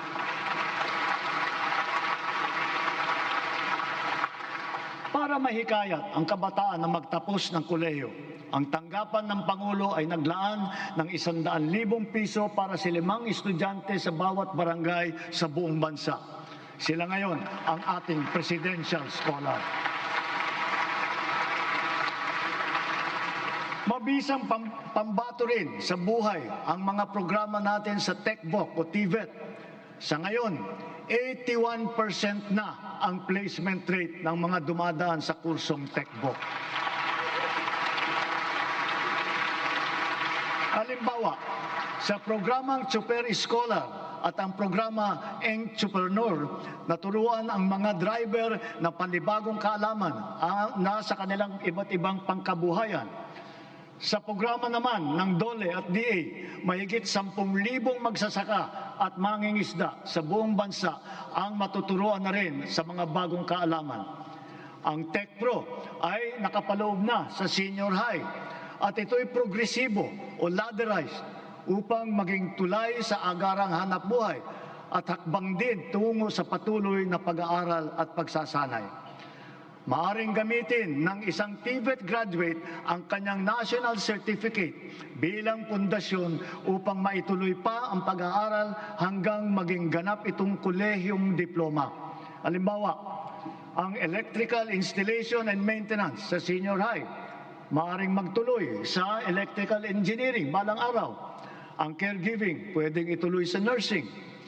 Sa kabilang banda, kahit graduate ng kolehiyo ay maaaring kumuha ng NC upang tumahak ng ibang larangan o kaya'y magnegosyo. Inahayag ng DOLE at TESDA sa publiko ang kumpletong impormasyon ukol sa mga kurso at programa ng TVET, lokasyon ng mga training center at provider, paano mag-apply, petsa, iba pang mahahalagang detalye. Malaking tulong ngayon ang TESDA Passport na bunga ng digitalization ng inyong mga serbisyo. In line with our digital transformation drive, our DICT continues to train our tech-savvy citizenry in high-impact tech skills to help them stay competitive in this ever-evolving field. AI is here to stay, and so we adopt it to harness its potential to enhance critical sectors, from our educational system to our industries. We have launched massive training programs for AI readiness, which have reached at least 1.8 million individuals, students, parents, and teachers alike. This success inspires confidence to further scale up our initiatives for AI literacy across all sectors. We must ensure our global competitiveness.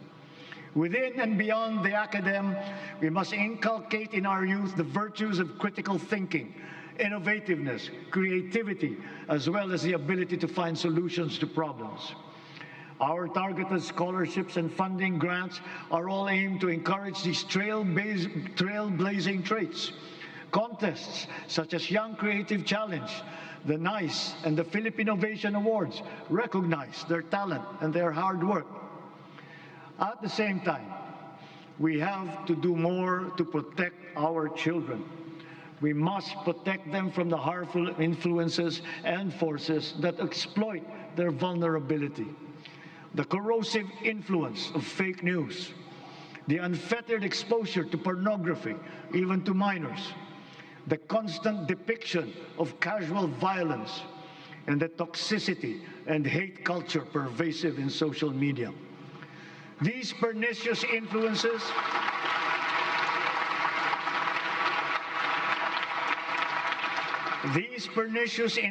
lead to issues of their mental health, rise in teenage pregnancies and HIV/AIDS cases, and other extremely harmful consequences.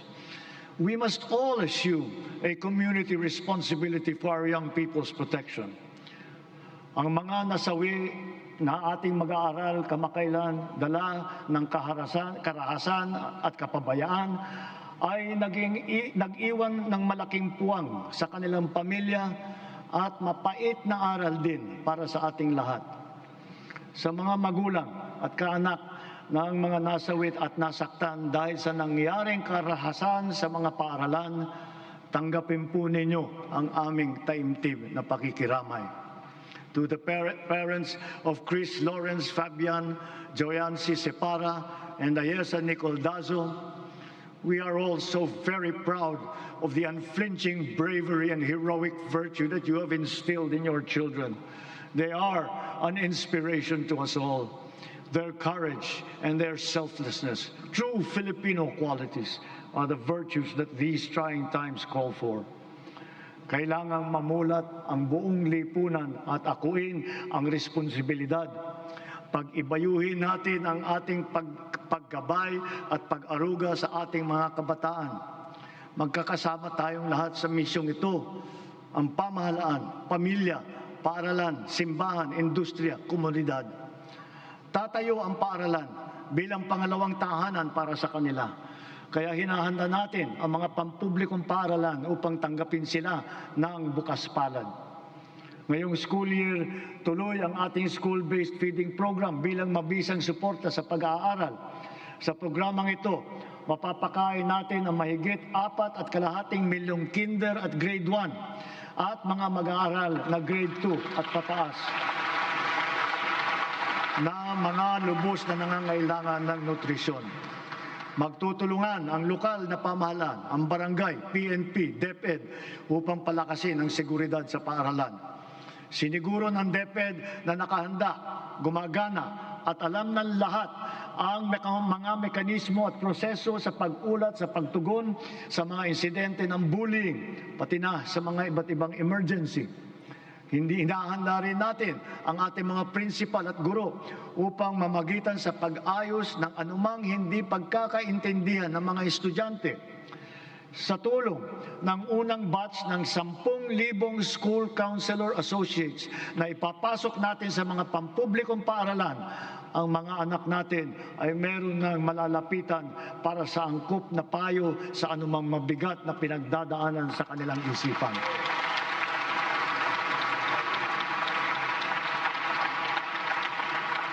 Hindi mawawaglit sa ating isipan ang karangalan at kadakilaan ng ating mga guro.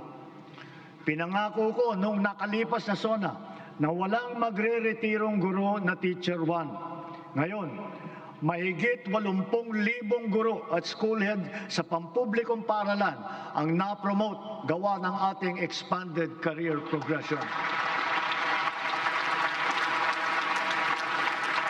Nagkaroon na rin ng mahigit 30,000 karagdagang posisyon para lumakas ang puwersa ng mga guro. To facilitate effective instruction, we also continue to provide them with helpful and innovating teaching aids such as smart TVs, laptops, tablets, free mobile data, even lapel microphones. To dramatically increase the traditional annual production output of DepEd, we have activated force multipliers in addressing classroom storage, tapping the DPWH, PAGCOR, and the LGUs as additional production arms for the increase in our schoolrooms. For its part, the private sector also will construct its initial share of more than 16,000 classrooms in Luzon by way of PPPs. Additional PPPs with higher production targets will soon follow for the Visayas and Mindanao. Kapag may nagkasakit sa pamilya, tila krisis ang tumama. Sa mahal ng pagpapagamot, kaya nitong simutin ang kita o ipon ng isang pamilya. Kaya malusog na pamumuhay ang ating pangunahing isinusulong. Kumpletong bakuna, maayos na nutrisyon, regular na ehersisyo at pag-iwas sa masamang bisyo at mapanganib na gawain. Mahalaga rin ang ating sports. Itinaas natin ng triple ang suporta natin dito. Hindi lamang dahil sa aliw na hatid nito, kundi para sa kalusugan. Sa nag-uumapaw nating suporta kay Alex Eala, sana ay marami ang maengganyo para matuto at maglaro hindi lamang ng tennis, kundi ng ibang sport pa. Sa halimbawa ng Pilipinas Women's Football Team, sana rin ay mas sumikat pa ang football sa ating bansa at maraming maglaro. Balang araw, baka makasali na ang Pilipinas sa World Cup.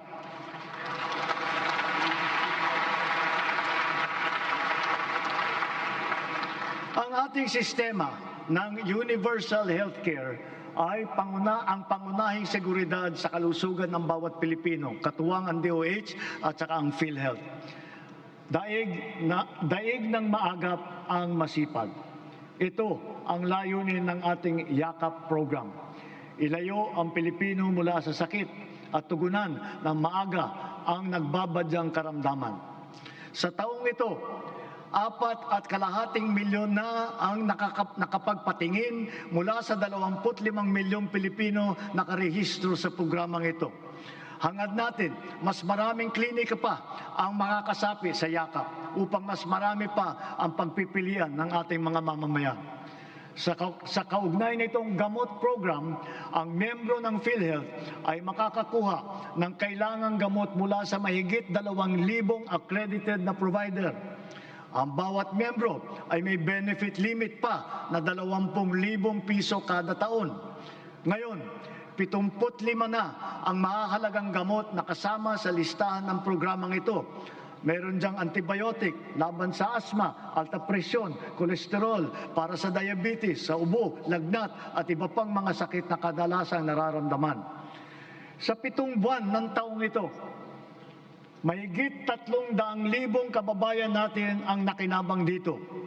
Bukod sa programang ito ng PhilHealth, ang bilang ng mga gamot na tinanggalan natin ng value-added tax ay umabot na sa mahigit 2,000.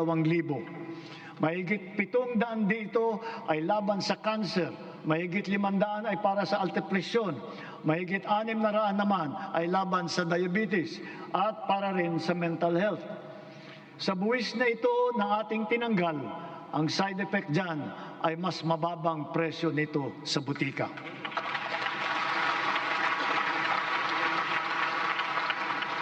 Ngunit, kung pag-iwas sa sakit ang ating tunay na pakay, kulang pa ito. Kailangan mas maaga ang pagbabantay. Kaya pinapalawak pa natin ang programang ito.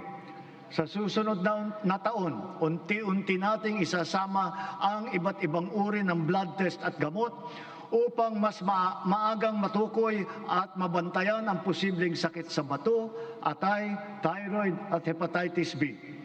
Nariyan pa rin ang malaking suporta ng PhilHealth kung kailangan talagang magtungo sa pagamutan.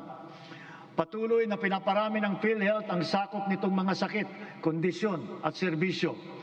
At itinaas din nito ang limit upang matiyak na sumasabay ito sa pagtaas ng mga presyo.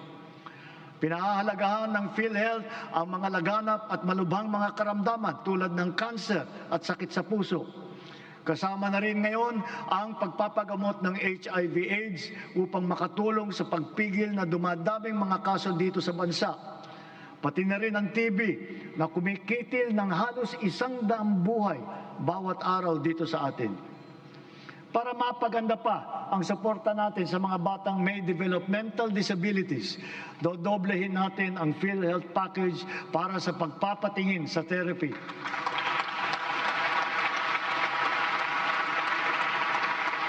Dadamihan din natin mula sa 70 hanggang 150 ang bilang ng therapy session na sakop ng PhilHealth.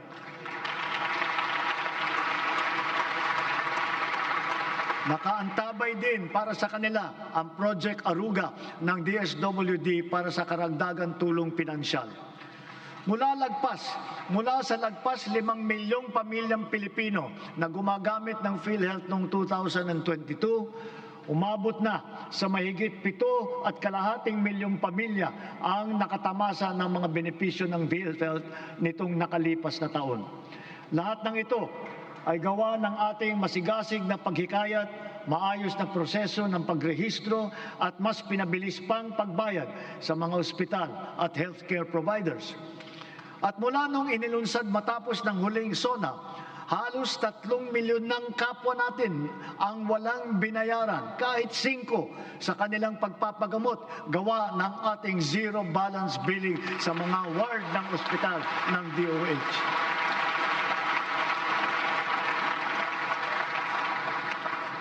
Siyempre, hindi natin makakaligtaan ang maaasahang medical assistance o MAIP. Mas marami na ang ospital na sakop nito. Mas pinadali pa ang proseso. At ngayon, may e-MAIP na sa mga ospital ng DOH, online at kasama sa ating e-Gov app. 2 na lang ang requirement.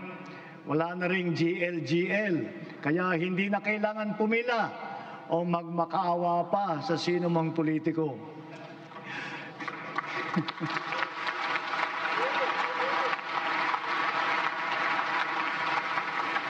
Sa mahigit 56 na milyong nakapag-download at gumagamit ng ating e-Gov app, ganoong karaming Pilipino kasama ang kanilang pamilya ang madali nang maabot ang napakahalagang medical assistance na ito mula sa national government.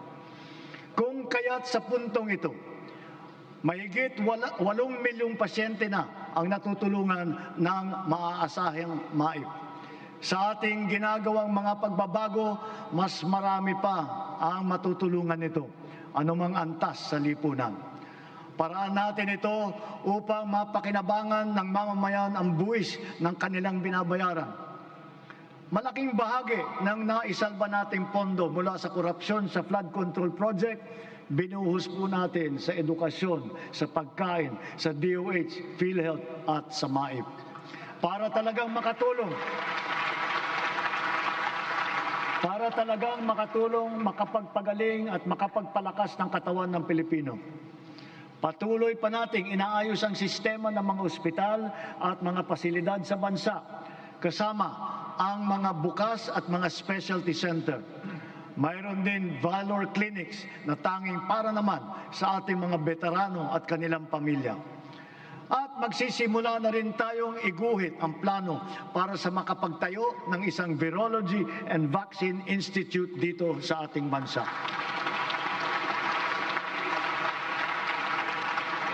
Kasabay nito, ang hanay ng mga dalubhasa sa larangan ng medisina at kalusugan ay dumadami na rin. Mula nung magsimula tayo, mahigit dumoble ang kumukuha ng medical scholarship kapalit ng obligasyon na maglilingkod sa mga pampublikang ospital sila balang araw. Sa kanilang pinamamalas na serbisyo publiko, ang ating mga doctors to the barrios ay nagsisilbing huwaran sa ating mga susunod na henerasyon ng mga Pinoy na doktor.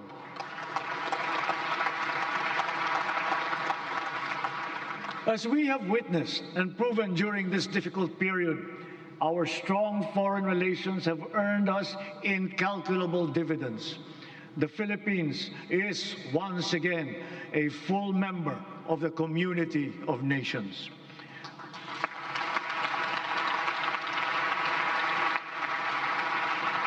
Our vigilant trade facilitation efforts have resulted in integrating our country into the international free trade network. That is the widest and most active one that we have ever had in our history. It has yielded transformative economic agreements, such as the Regional Comprehensive Economic Partnership. And now, we are set to seal yet another promising comprehensive economic partnership agreement, this time with the United Arab Emirates. Because of these international engagements, the Philippines now has 23 free trade agreements in force or under active negotiations with other countries. Our exports have grown. They have continued to grow, reflecting high productivity and the increasing competitiveness of our products and services in the international trade market. It now behooves us to reinforce our strengths, enhance our comparative advantage, and diversify our portfolio. On this principle, we have maintained our competitiveness in supplying critical components to top technology companies in the world. We have also maintained export competitiveness for our indigenous farm products, such as ube, coconut, bananas, other tropical fruits. And we have now ventured into new, invaluable ones like Inoke mushrooms. Foreign investments continue to pour in because of our beneficial policies, especially those promoting ease of doing business and accelerating digital transformation that curb red tape and corruption. Over the past 3 years, more than 6 trillion pesos in investments have been facilitated through our green lanes. These are estimated to create over 400,000 jobs for our fellow Filipinos. Our productive eco-zones lay down the fertile groundwork that brings these investments into actual fruition, posting consistent growth rates over the past 3 years. Extending beyond Metro Manila, from Luzon to Mindanao, promising new areas have been recently proclaimed, such as in Dumaguete and Misamis Oriental. And soon, we will also present a strong case for Palawan and for the halal industry. We continue to strive for bigger and greater things, venturing into areas heretofore unimaginable. That is, strategic and emerging industries that position our country in the global value chain, such as in the fields of pharmaceuticals, advanced manufacturing, luxury goods, technology, and logistics. Additionally, a product of the 23-member-strong U.S.-led Pac Silica initiative, the Pac Silica Industrial Hub will create an ecosystem that will have AI at its core. It will bring quality jobs to our people, accelerate our industrial competitiveness, and revitalize our economy. As a strategic component of the Luzon Economic Corridor, the hub will be an advanced manufacturing and logistics center in the global AI and technology value chain. Cagayan is both geographically and economically primed to serve as our gateway to space and host the country's first spaceport. A sounding rocket launch test is slated for next year. Yes, we are going to launch a rocket into space. This we will do in partnership with a South Korean aerospace company. We do not have to look or sail very far to find dependable allies. ASEAN is our safe harbor, within which we share not only mutual proximity, but affinity. During our chairship of the ASEAN Summit this year, we advocated for greater solidarity and cooperation among ASEAN member states. Together, we found ways to alleviate the dire consequences of the war in the Middle East. Through a united ASEAN and its strong extended network, we have achieved greater security and resilience as a region and as individual nations, more capable of withstanding disruptive events. The ASEAN +3 Emergency Rice Reserve System will guarantee emergency rice supply in case of shortage in our domestic production. The ASEAN Digital Economy Framework, led by the Philippines, will harmonize digital rules and enable cross-border digital transaction. It will accelerate the growth of our local tech sector, enable fintech and digital banking solutions, and support financial inclusion, especially for small enterprises. Likewise, the Framework Agreement on Petroleum Security for the joint stockpiling of energy assets in the region has been ratified. And now that our Luzon, Visayas, and Mindanao grids are fully connected, we are in a better position to connect with our neighbors to help realize the ASEAN Power Grid. Moved by our stark realizations, ASEAN must further strengthen the bonds of our regional cooperation, building on our sense of affiliation and the heightened instinct for mutual assistance. This is bayanihan for the international community and for this part of the world.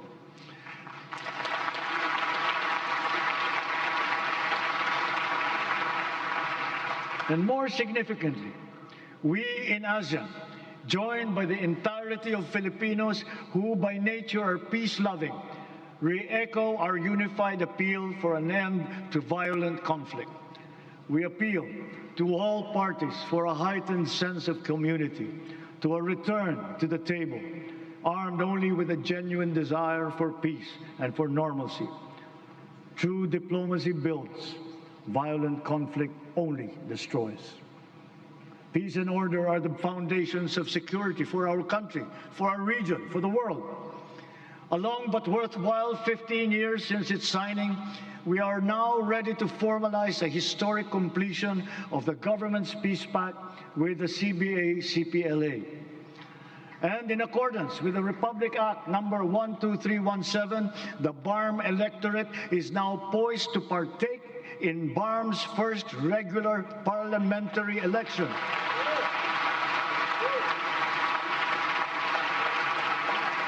This is a critical accomplishment under the Comprehensive Agreement on the Bangsamoro. COMELEC, law enforcement, volunteers, deputized agencies, all stakeholders are now ready to ensure that this defining political exercise will be peaceful, orderly, and credible.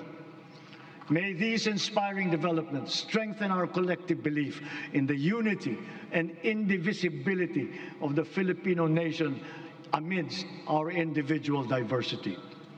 Our unity and collective consciousness are challenged now greater than ever before. A common threat lies before us, directed against our dignity and self-respect.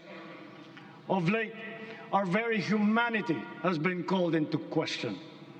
Let me remind our friends and our detractors, Filipinos are a noble, kind, gracious, and great race.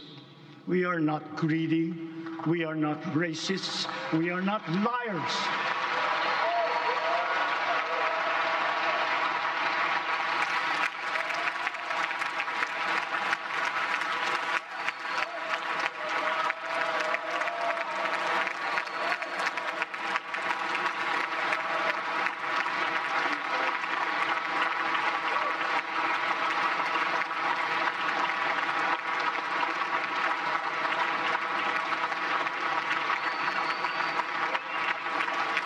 We are respectful and we are dignified. We are Filipinos and we do not yield.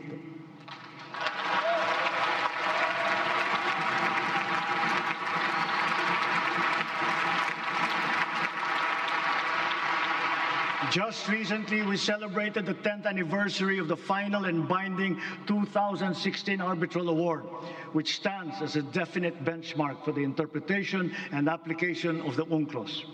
This is not a claim that we advance alone, nor is it one that we will abandon. Your government will do all that is necessary to continue upholding this award, utilizing every peaceful and legal means available to the Republic against any attempt, foreign or domestic, to undermine this achievement. We give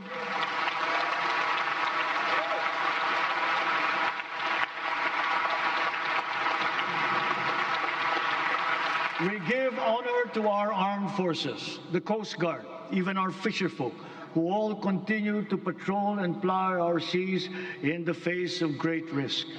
To them, we owe collective gratitude and appreciation, for it is they who give life to the letter and spirit of the Arbitral Award.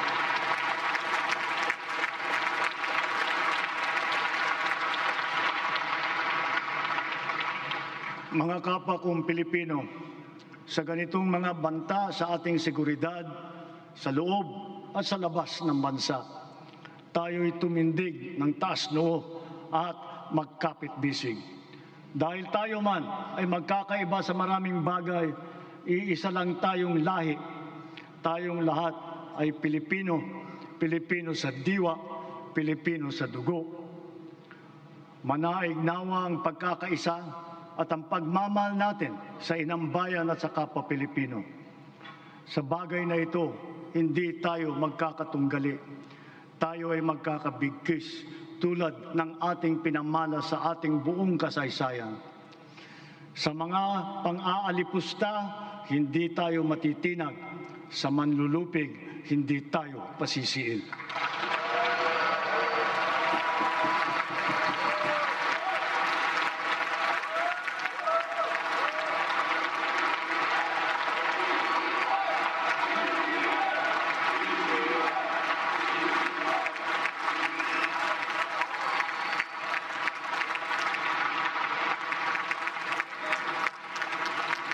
Sa nalalabing 2 taon ng administrasyon, tatapusin natin ang mga nasimulan at tutuparin ang ating pangako sa sambayanan. My beloved countrymen, let us continue the work that we have started to make the Philippines the country that Filipinos deserve. There is no nobler cause than this. We do this for our children. We do this for our future. We can but do this because we love our country and we love our people. Maraming salamat po. Magandang gabi po. Mabuhay ang Pilipinas!